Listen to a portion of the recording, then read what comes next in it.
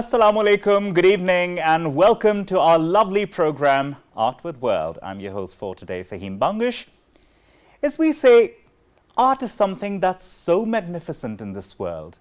That's something that you can see everywhere, in the blooming of flowers, in the raindrops, in the garden, in stones, in the rivers, in the water, everywhere. It's an expression. They say everywhere in the world, each and every person has a different definition of art. And this is exactly what we're going to be talking about in the program. Today, the guest that we have is someone very special. Why? Because he is not only a specialist in different professional fields, but also a specialist in the field of art.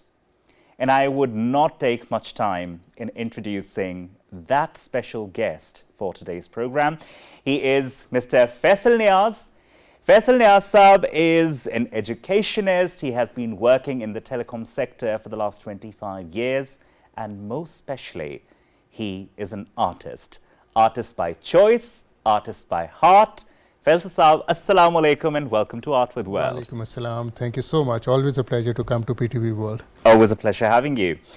Now, Faisal Sahab, being an artist, first of all, before I move on to anything else, I'm being very direct here because there is a lot to talk about when it comes to art. Art has different forms and manifestations all around the world, right? What we see, what we reflect on, what we observe. How would you define art when, if somebody, a random person, asks you, being an artist that you are, how would you define it? I think you very beautifully portrayed it in your intro that every person has its own way of looking at art. And you don't need to be an artist to appreciate art or to see the beautiful God has created this world so beautiful that, like you said, that God himself is an artist. Absolutely. One of his names is Al-Musawwir. Musawwir, yes. So you look at anything and like you said, may that be a stone, you look at the clouds or the mountains or the human figure or anything. Art is there. Now, as an artist, the only difference is that we start observing them more closely and start appreciating them more and we enjoy that art that is all around us. So there is nothing special that an artist has that a normal person doesn't have. It's just that the artist has that ability, and it's not a God-gifted ability, that he can transform it, those thoughts, those precision, into his own way of expressing it. And that's what I do, and that's what any artist would do. Also, Faisal Sahab, there's a saying that if I had the word to explain, I wouldn't have the need to paint. Beautiful. Yes, yes, yes. How much would you agree with that? I totally agree with that. So a silent picture would speak 1,000 words, and if the whole book is written on some subject and one picture, one painting would describe it. And that's what art is all about. Capturing the moment, capturing the story, capturing the expression, capturing the thought behind it. So every art has its own beautification. I mean, literature and dance and all those.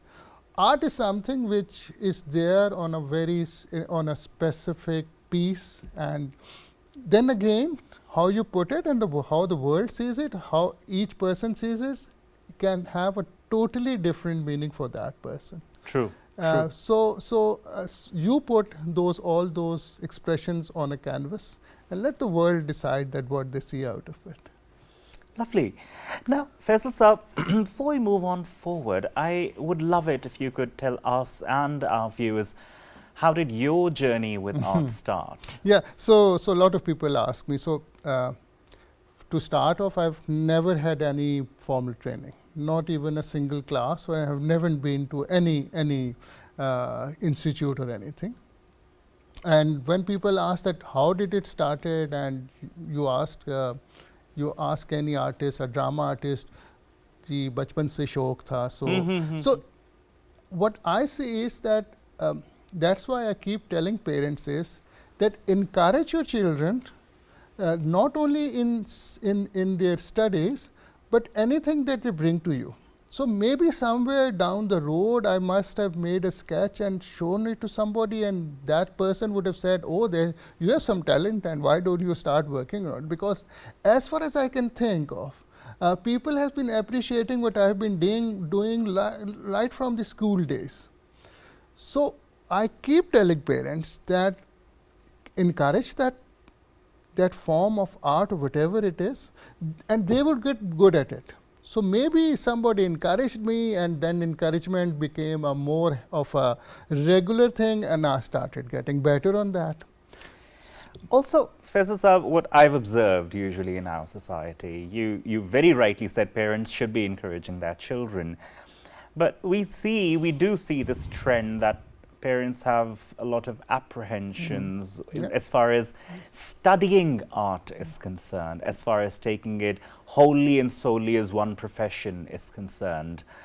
Do you think that in the coming times this would be the trend, or do you see that changing anytime soon? I'm a very optimistic guy, but I don't see the trends changing. It's going to the negative side. The more and more people are becoming more commercial. They want their children to have very stable jobs, income streams, and the society is not contributing to it. So if I ask you that how many children in Pakistan would have gone to a proper art gallery? So I don't think so. They have seen an art gallery in Pakistan. They are not encouraged. I mean, bring 1,000 children and ask them of this age that who was Anna Molka, or who was Chughtai, and who was Saad Khan, and they would not be knowing it.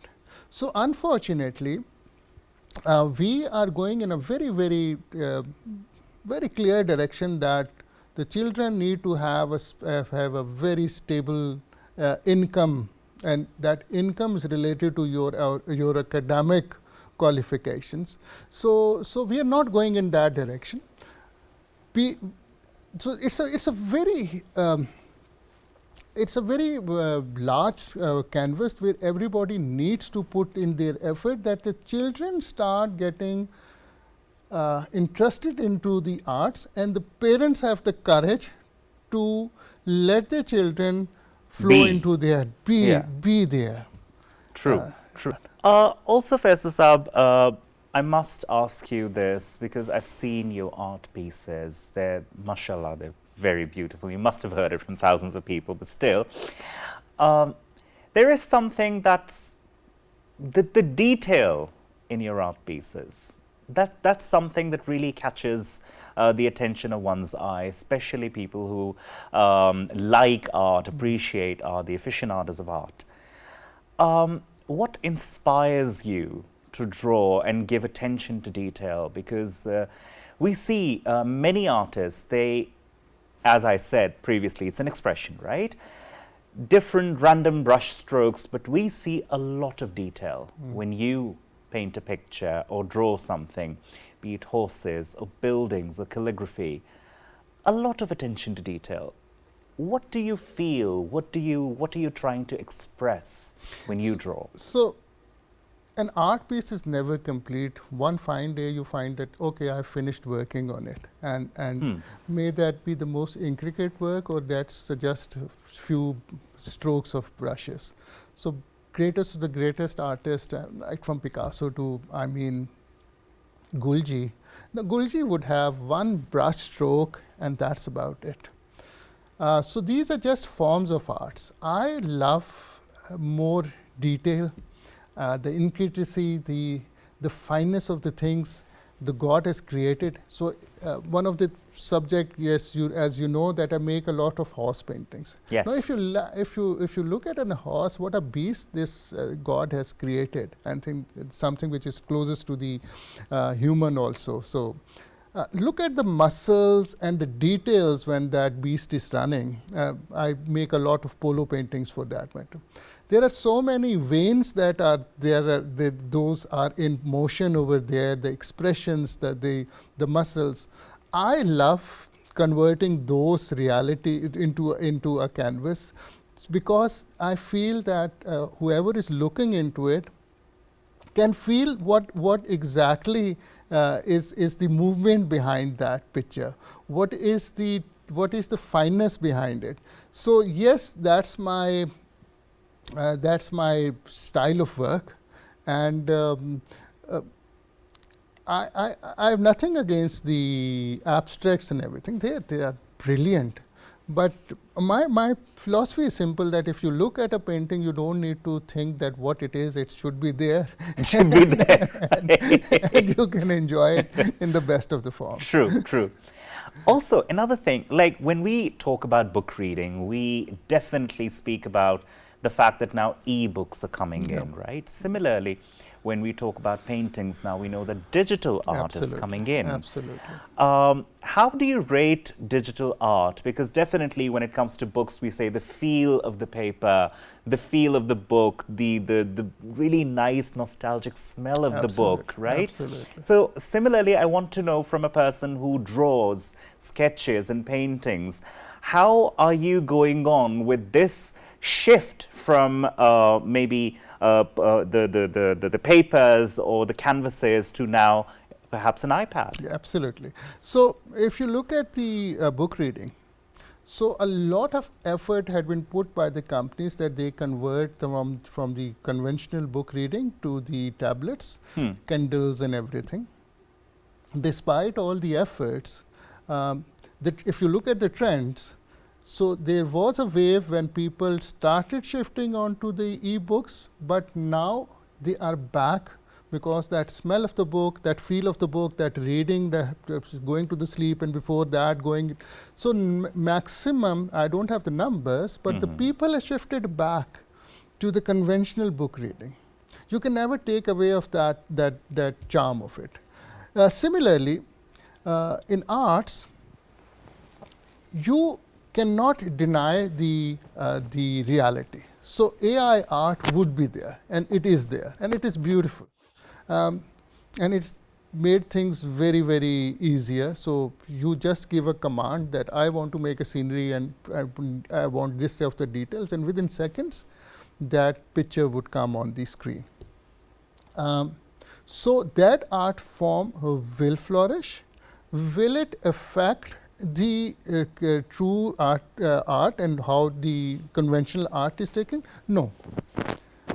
That would remain there, and it will have absolutely no effect on it, because no matter how much detail you put into an AI painting, it will always have that look of an artificial computer image into it. Yes. Again, I'm saying I'm not taking anything away for it, because that is a reality and that is there, and that is made things very easier. And there are now artists who are doing a lot of AI work, and they are selling it on the social media. So with the social media there, these kind of mediums would flourish.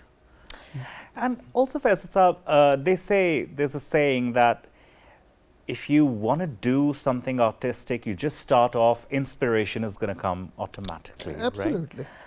So do you do that too, or do you draw inspiration first and look for some inspiration and then start off? I'm not a very conventional artist. I don't go into a zone. I don't say that artist is in a mind frame and he's just engrossed into it. I look at something, I find it interesting, and I start drawing it. Now, as it develops, my interest also starts developing, and that is where like you said, the intricate work starts coming in. So, when I start from a line and it starts into a sketch, and then I, let's say, start putting charcoals or the pastels into it, and then the first intricate work or the detailed work starts, then I get involved into it. You must have seen, so what I do is that I keep posting the different stages of where I start, and then all the way to this finish. So that's what all those friends who follow my art, they love it, because they see how a simple sketch is being converted into a detailed art form. Also, Faisal Saab, I've seen some really lovely pieces of calligraphy that you have drawn, especially one that I'm particularly bewitched by, and that is Who. It has a lot of spiritual significance. Yes. It has a lot of depth. Yeah. I mean, what do you think? Because although you said you're not a conventional artist, you don't go into that zone, but definitely when a viewer, when a person who appreciates art, when he or she looks at it, he or she definitely goes into a zone, especially when you say Who. I totally agree. So, all art aside, the calligraphy has its own aura. Oh, yes. And when you are into it, it makes things very easier for the artist. You know, the Quranic verse are so beautiful in them themselves that whatever way you write them, they are going to come out as beautiful. So, one thing is easier, making calligraphy, yes. How the khatati and everything, those are important, the colors and the combinations. But calligraphy I do a lot because I feel that if I make a calligraphic piece and it's in your home, in my way I've already contributed, and any guest coming into your or family is reading it on the wall, so I am getting the satisfaction out of it. So, calligraphy is something that that's why I do a lot of calligraphy. People appreciate it. I love doing it. Like you said, yes, I feel attached to it. There are beautiful ayats, and I mean, there are countless, each and every word of the Quran, or for that matter, the Quranic verses, they're so beautiful. So, فَبِأَيِّ آلَاءِ رَبِّكُمَا تُكَذِّبَانِ, if I write it, और तुम खुदा की किस-किस नेमतों को झुटलाओगे, and if it is put in a beautiful colors and put on a wall, anybody that is passing through it and reading it, so alhamdulillah, that's sadqa jariyah for me, kind of a thing. Absolutely. I just try to convert them into a more visually beautiful form. By using foil, gold and so silver. recently I've done a lot of gold leaves. I love doing those. They come in contrast beautifully, and they give it a lot of vibrance and life and energy. It's something that's perhaps I cannot even explain. Absolutely. So like you said, so all arts apart, the calligraphy gives you self-satisfaction, and you get more involved into it. And of course, the appreciation is also there, and all those friends and families who have my pieces, always when they meet me and say that your Quranic verses are in home, and our children read it, and so that's a blessing. I'm sure it is, and I'm sure. They also say calligraphy is mental gymnastics. They say it's not easy. And on the other hand, you say you've never had any formal training as far as art is concerned, and calligraphy is a difficult art. Absolutely. It's not something easy. Absolutely. Each and every harf has its own body, its own soul. How is it? So I feel a bit humbled also, because I know the masters who have spent their lives learning the different ways of calligraphy, and the Arabic calligraphy have so many forms. Yes. So yes, that's a strange thing, because I haven't learned the actual calligraphies, but I know that how it would look visually beautiful. So people would say that, oh, you have done it in Kufi or this kind of, and I have absolutely no idea what Kufi is and what the other is. I start making a thing and start putting colors into it, and like I said, calligraphy gives you a lot of extra kind of leverage, that if it starts looking beautiful, then it's not about that what kind of a calligraphy mode that you're using it. It's 99% of the person who are looking at the calligraphies have absolutely no idea what kind of it is. They look at a beautiful calligraphy. That's true. So as long as I am not in any way deforming the words, it's a natural thing that comes. So you're saying you're proactive in your approach when it comes to calligraphic art. Absolutely. Keeping the end in mind, keeping the final picture in mind. Not even the end in mind. That's the fun part of it. I would start something and I would say that I would make it in, let's say, turquoise and black, and I would end up making it into oranges and reds. So it really evolves over the time, and then a calligraphy, when I start it and by the time I finish it, may not be what I've been thinking about in it. So like you said about the who and everything, it would eventually come and portray itself naturally. Should we say, and can we say that your art pieces, they differ according to your moods and phases of your lifetime? They do. Yeah. On a lighter note, yes, when the Ramzan is there, the calligraphies are more. So, but for any artist, it's all about the moods.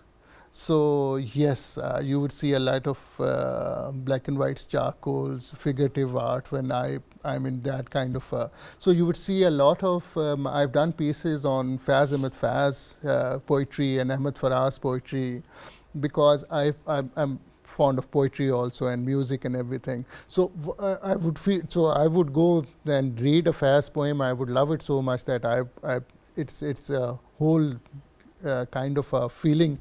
So I would like to convert that. So I've made Faz portraits with Tanhai, and then Ahmed Faraz best poetry with his figurative. So these, of course, you are, for that matter, also an artist, the same kind of field. So yes, we do have, and this is not a cliche, but yes, we do have more feelings, and we get more associated with the moods and what is going around. Yeah, also, Faisal Saab, they say when it comes to artists, there are phases of creative fertility, then there are phases of creative barrenness. How many times have you encountered a barren phase in your life? There are. In my case, I get a very little time for, unfortunately, for my art, or fortunately for that matter, because I am into a professional which is a total 9 to 5 kind of a job, and it's a profession that is my it's first. Quite challenging. That is my first priority. So a lot of people ask that how do you juggle or even manage so many things? So I play golf and I go out and do my other stuff. So this is something that I enjoy, and I don't feel any burdens about it. So let's say at night, if there is a boring even cricket match going and Pakistan is losing, and I would be doing my art sitting in front of it and do it. So at times it would come naturally to you, and then like you said, there will be times that you don't feel like lifting the pen. Yeah. So that's part of the life. That's how life is all about, and that's in your all daily routine also. You are inspired by some things, and then there are times when you are down. So that's how artists are also. But not many blockages. I am comfortable. I enjoy doing it. So it's happening and it's continuing. So Faisal Saab, when we talk about musicians, we say कि जी उनको आमद होती है. When we talk about the poets, we say जी उनको आमद होती है. What about a person who draws? Do you also get that amad? No, amad, it would be a bit of a stronger and a more spiritual word. Yes, you do get those kind of feelings and a kind of a jolt that yes, something, and I need to work on this. So you have seen that I do all kind of paintings, anything from ballerina to salsa to the calligraphies to abstract, to all kind of things. So yes, one fine day it would come as a jolt that I should be doing a figurative art, and maybe the next 15 days I would be thinking no, I should be doing a colorful, let's say a salsa dance kind of a picture. So yes, Ahmad is there, but that's just artist looking at the things, and some of the thing, and something would strike you, and you will start working on that. And does it also happen that you're working on an art piece already, and suddenly something happens, your mood changes, you draw inspiration from something, all of a sudden, and you start working on something entirely new? It does, absolutely, absolutely. So that's an artist, and you can't go away from that. So you are working on something, and something more fascinates you, and then you leave that canvas and go to the other one. So that's natural. And Faisal, how supportive is your family regarding your? Because I'm sure this, is it a passion, or what is it? How would you define it in your life?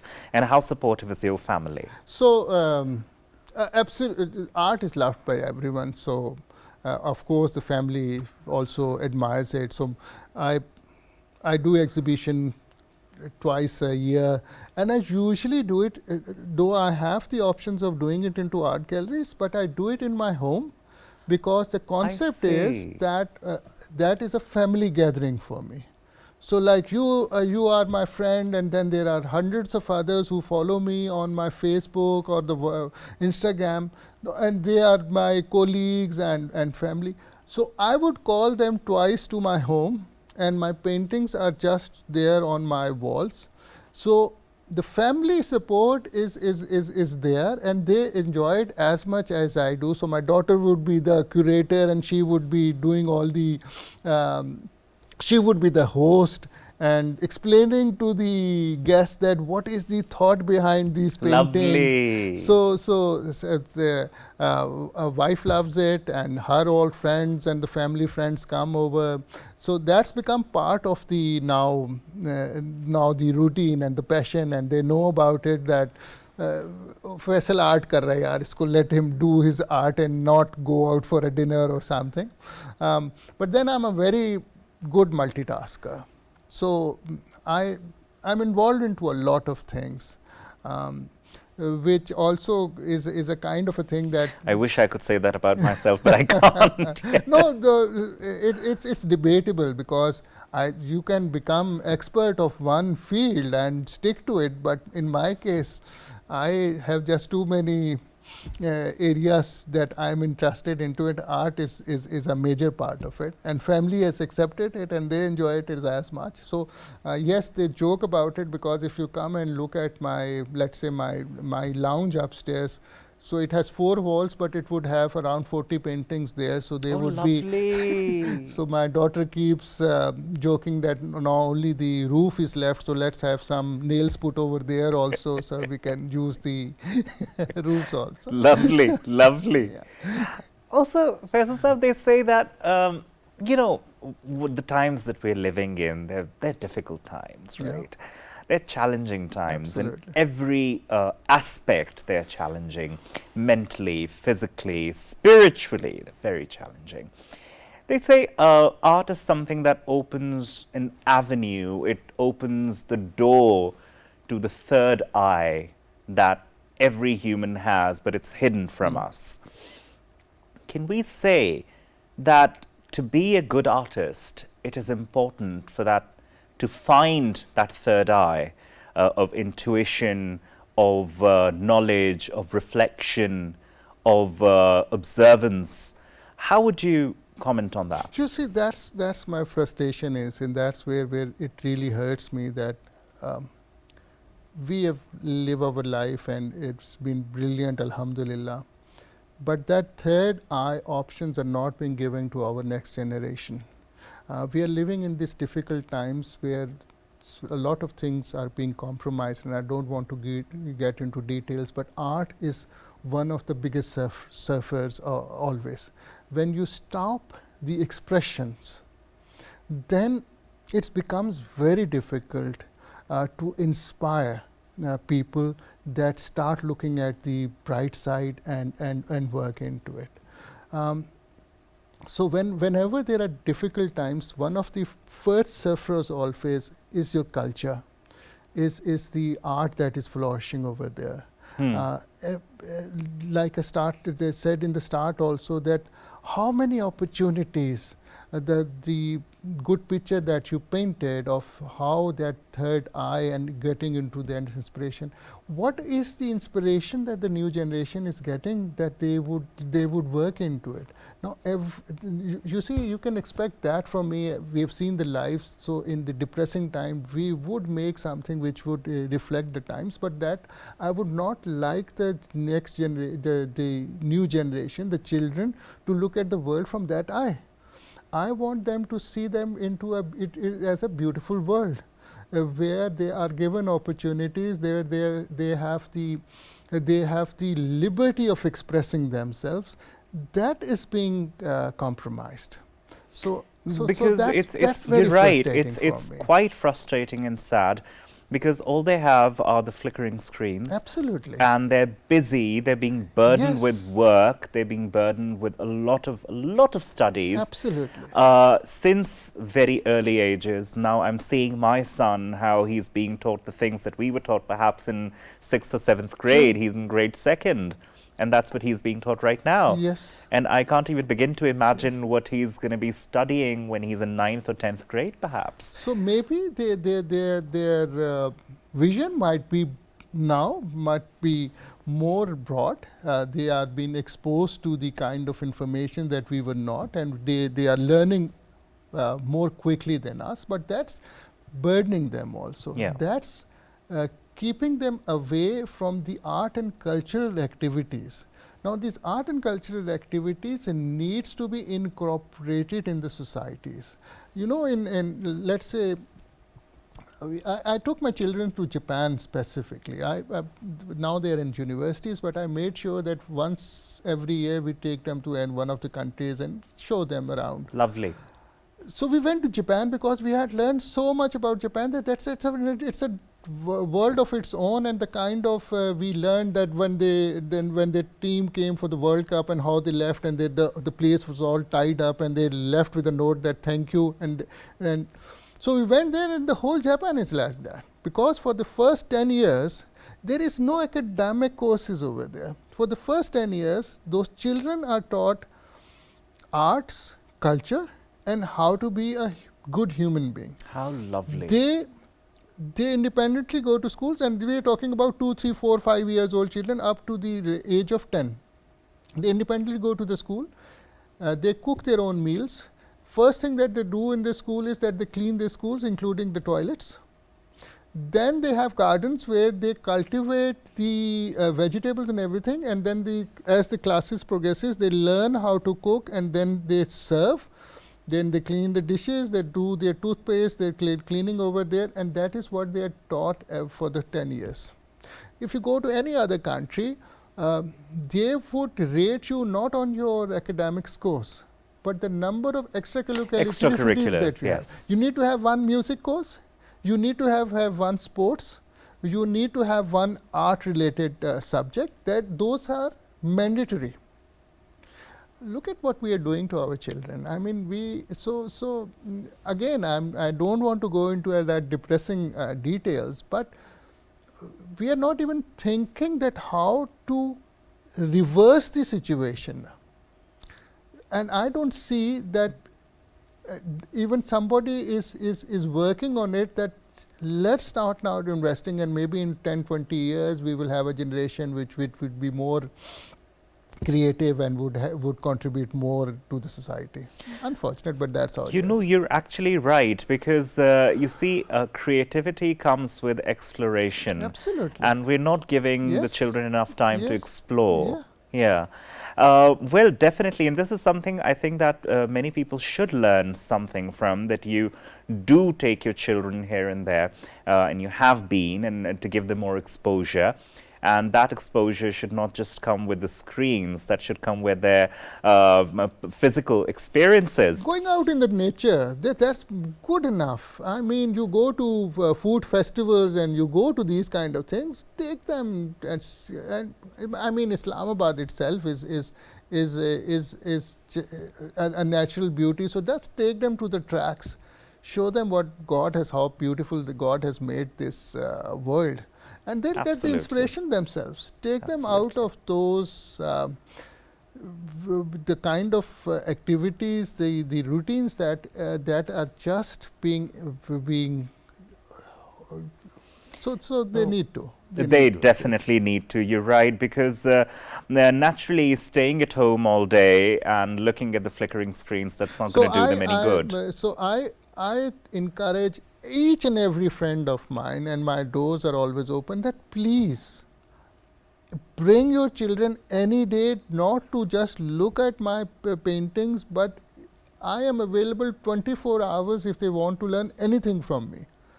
So my doors are open for any parents, and I have friends that look at our child, how beautiful these paintings that he has made or she has made, and I appreciate them so much, and I just Lovely. ask them that please come over. If I can contribute even to a 0.1% of encouraging that children, that he starts creating more, that would be brilliant for me. That's what I. And Faisal Saab, definitely this is something that needs to be inculcated, because I remember when we were children, we would go out and play and draw things even in the mud. And Yeah. you know, those little flowers, those anything at all, and that's Absolutely. where we Absolutely. would draw our inspiration Absolutely. from. I remember very vaguely that I was in school, so there was a competition, and that's very strange. So I don't know the company, but one of the companies who make polishes, they introduce 5 or 6 colors of shoe polishes. So we had a competition of using those shoe polishes of making paintings. How lovely. Can you now imagine these kind of things happening? So I was very young, so I think it was 3rd or 4th class I was in, and we were given 7, 8 types. So because they were good in drawing, so I was selected. So these are the kinds of exposures that needs to be given. The children needs to be encouraged. They need to find the fun out of it, and the masters will come out of them. So, Faisal Saab, they also say that when there is creativity, it does not come without failure. Did you ever come across failure, or whenever you just started, you finished in a perfect form that you wanted? Like you said in the intro also, so I do go to universities because I find it an obligation for myself that I connect with the students. So I do a lot of lectures and a lot of motivational speeches and on touching on subjects and how to be successful or be a better person. And one of the emphasis I make is the importance and to learn out of the failures. So you look at the example, and I give them the examples around the world, anything from Steve Jobs to the Kentucky Fried Chicken person to Oprah Winfrey to the writers of the Harry Potters. They are all basically have lived their lives in failures. Yes. And eventually the success had come to them only because of the reason, because they believed in their work and they keep striving.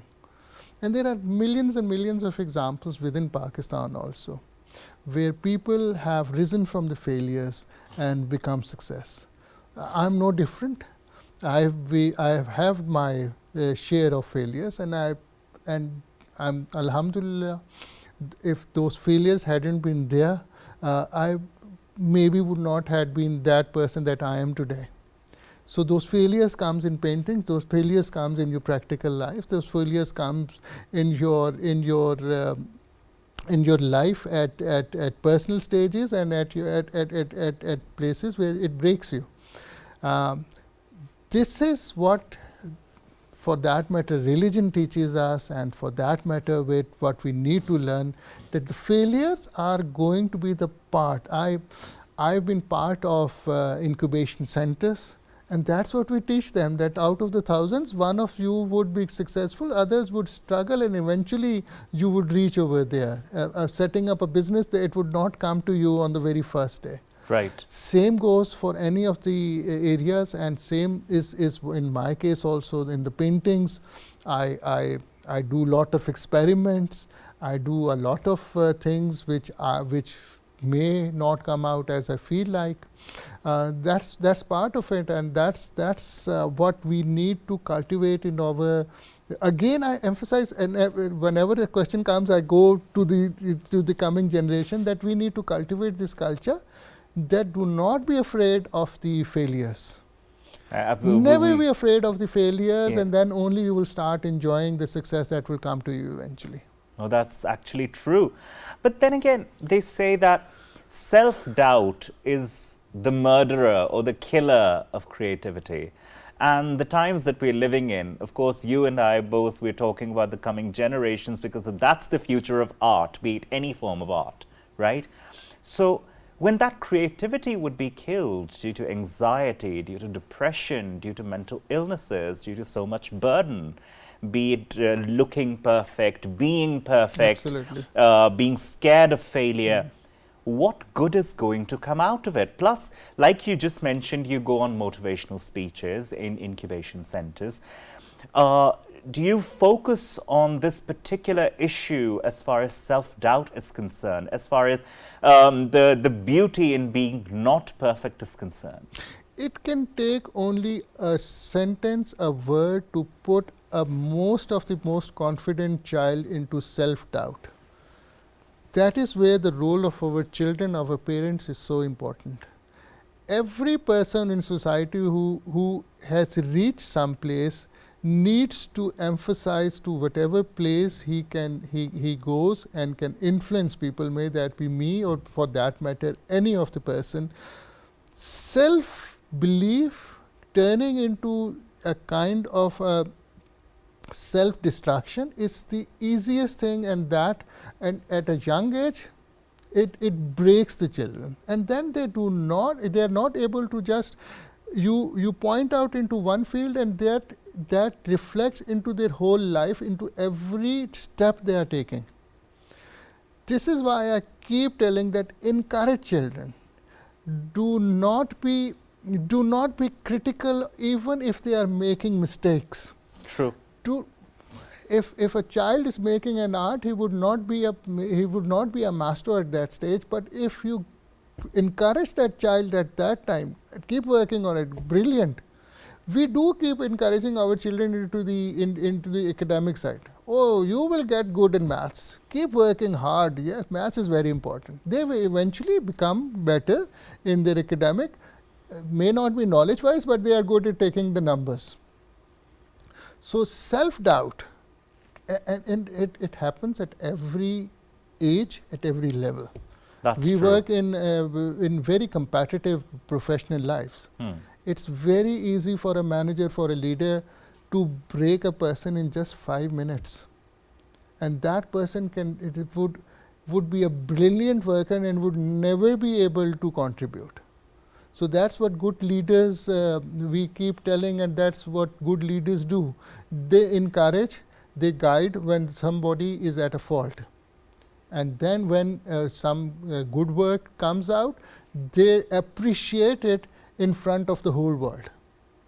That's the key. There is no rocket science, there is no philosophy behind it. True. Appreciate good work, encourage and guide whenever something is wrong or not to your standards. This is a very meaningful discussion that we had, and I think almost all the spheres were covered in our discussion, because definitely we need to speak about the coming generations. We need to speak about their interests, their aspirations. We need to inculcate that spirit of art into them, because obviously we're the ones who have to keep the spirit of art alive in the coming generations. So thank you, Faisal Sir, for coming in here, giving us your time. It was a pleasure having you and learning from you. Thank you. Always a pleasure, and always look forward to be part of this PTV world. Inshallah.